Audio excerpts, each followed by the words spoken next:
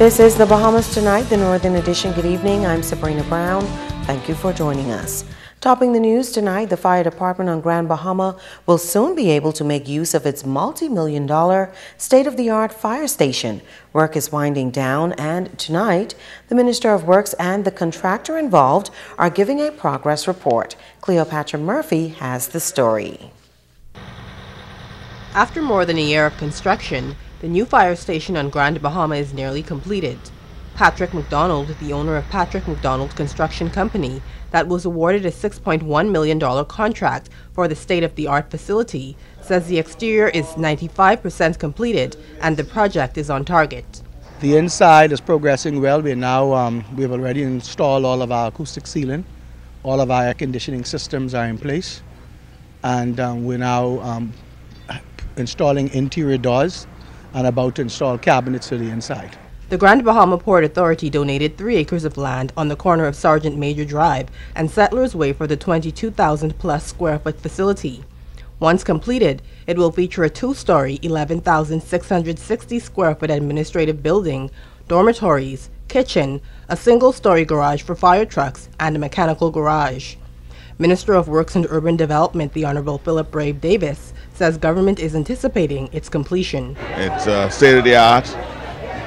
House sleeping quarters for some of the firemen, and has all the modern amenities that goes along with a fire station of that size. Fire Services has operated from a makeshift facility since Hurricanes Francis and Jane destroyed the original facility in 2004.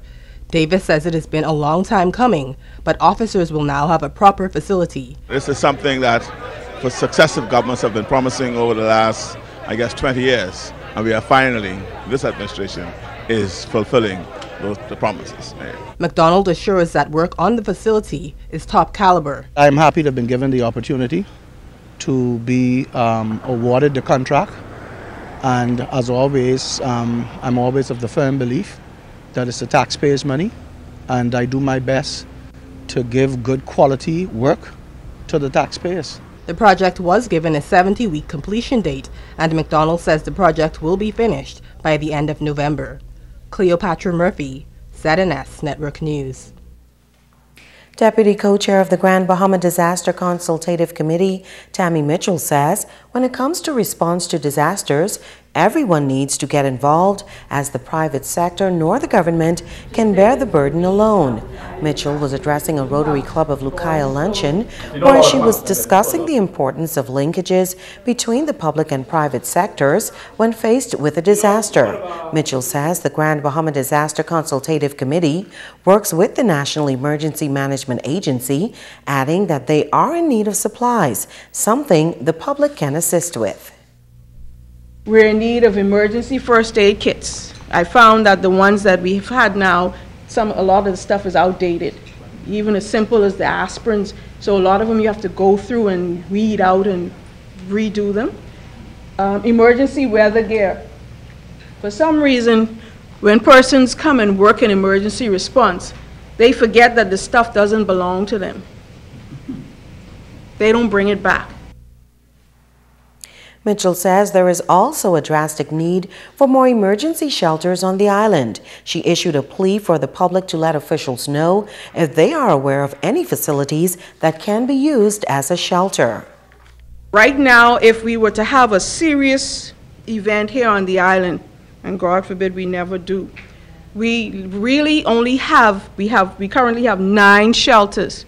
And with that 9 shelters, we can't even house, we can house a little over probably 12,000 people. The American couple arrested this past weekend on firearms and ammunition charges went back before the court today. Francis Peter Benoit and Sharon Turner Benoit were formally arraigned before Deputy Chief Magistrate Debbie Ferguson this morning for possession of an unlicensed firearm and ammunition with the intent to supply. Francis Benoit pleaded guilty to both charges. He was convicted and fined $10,000 or 2 years behind bars. Charges against Sharon Benoit were dismissed. As today's young people become more and more tech-savvy, they are moving away from traditional careers. A veteran educator is giving her take on the country's current curriculum and what should be done to ensure that the education system remains on the cutting edge. Megan Shepard reports. Veteran educator and former vice president of the College of the Bahamas, Dr. Nita Osmond, sharing her views on the current curriculum in place that aids in shaping the futures of our young people. Dr. Osmond says she believes that it is time to take a closer look at what is being offered. What we've been doing is what we've been doing for the last couple of 100 years. The kind of subjects that they take in school, and for example, and what their requirements are and what we expect of them. I think we really need to sit down and rethink for this modern era what it is that we need our young people to do to be well prepared. Dr. Osmond notes that this is a technology-driven era and that many industries are looking for candidates that are skilled. While she sees the necessity for advancement in this area, she adds that students are lacking development in basic math and reading.